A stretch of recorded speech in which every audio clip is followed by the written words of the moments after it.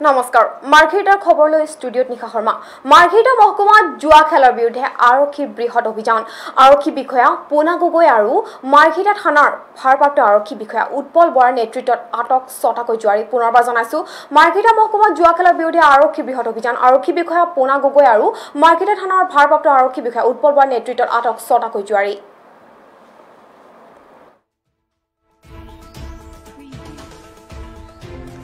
মাৰ্ঘেৰিটা মহকুমাৰ বিভিন্ন অঞ্চলসমূহত দীৰ্ঘদিনৰ পৰা অব্যাহত আছে জুৱাৰ এক ৰমৰমীয়া বেহা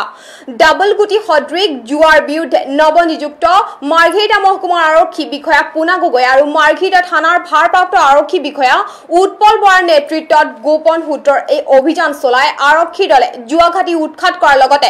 অনলাইন জুৱা খেলুৱৈ সন্দেহত লিডু আৰক্ষী চকীৰ অন্তৰ্গত শামুকজান কালিবাৰীৰ এটা ঘৰৰ পৰা 6টাকৈ লোকক আটক কৰিবলৈ সক্ষম হৈছে উল্লেখ্য যে মাৰ্ঘেৰিটা কয়লাৰ চোৰাং বেহা সম্পূৰ্ণৰূপে বন্ধ হৈ পৰা একাংশ ব্যৱসায় হিচাপে শিলং তীৰ ভূটান তীৰ নামকৰণে ডাবল গুটি অনলাইন জুৱা খেলত সংঘটিত ধৰণে জড়িত হৈ পৰাৰ অভিযোগ উৎখাত হৈ আহিছিল ধৃতকেইজন ক্ৰমে গণেশ বৰুৱা সুপ্ৰীতম ভট্টাচাৰ্যী ৰাজেন দাস সুইট ৰাজকোঁৱৰ মজিবুৰ ৰহমান বৰা পৰাগ গগৈ ধৃত লোককেইজনৰ পৰা 60 জোৰ তাজপাত 6টা মোবাইল নোটবুক কেলকুলেটৰ আপত্তিজনক নথিপত্ৰ জব্দ কৰিছে আৰক্ষীয়ে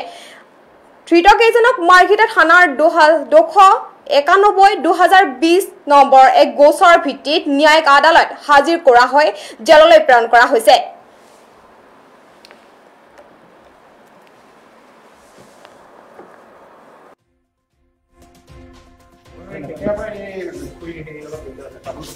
আমাক কালি পাইছেতো আমি কালিয়ে দেখিছে এনেই আমি এনেকুৱা কোনো ধান্দা নকৰোঁ আৰু মোৰ দোকান আছে দোকান চলাওঁ কালি এনেই বহি মানে হেৰি কৰি আছিলোঁ একেলগে গোট খাই আছিলোঁ বাবে উঠাই লৈ আহিলে তাৰ বাহিৰে বেলেগ একো নাই আমি কোনো চুৰ দোকান নহয় সেইটো দিবলগীয়া একো নাই চাই লওক আপোনালোকে ভাল লাগে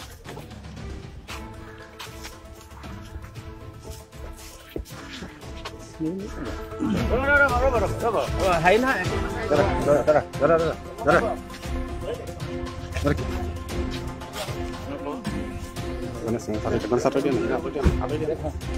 লৈ যাম অলপ দাদা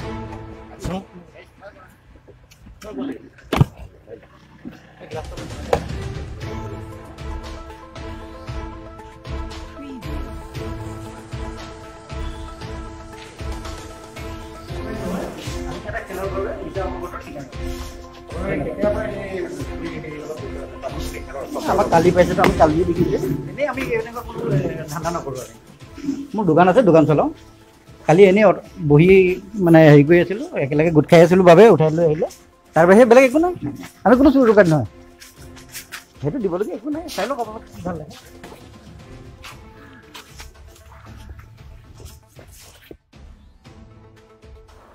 মাৰ্ঘেৰিটা আৰক্ষীৰ এনে পদক্ষেপলৈ শলাগ লৈছে এই খবৰটোৰ সৈতে ষ্টুডিঅ' মুজিয়াৰ পৰা মই নিশা শৰ্মা বিদায় লৈছোঁ পৰৱৰ্তী খবৰ বাবে চাই থাকিব আপোনালোকৰ প্ৰিয় PI নিউজ ৰাইজৰ দ্বাৰা ৰাইজৰ বাবে ধন্যবাদ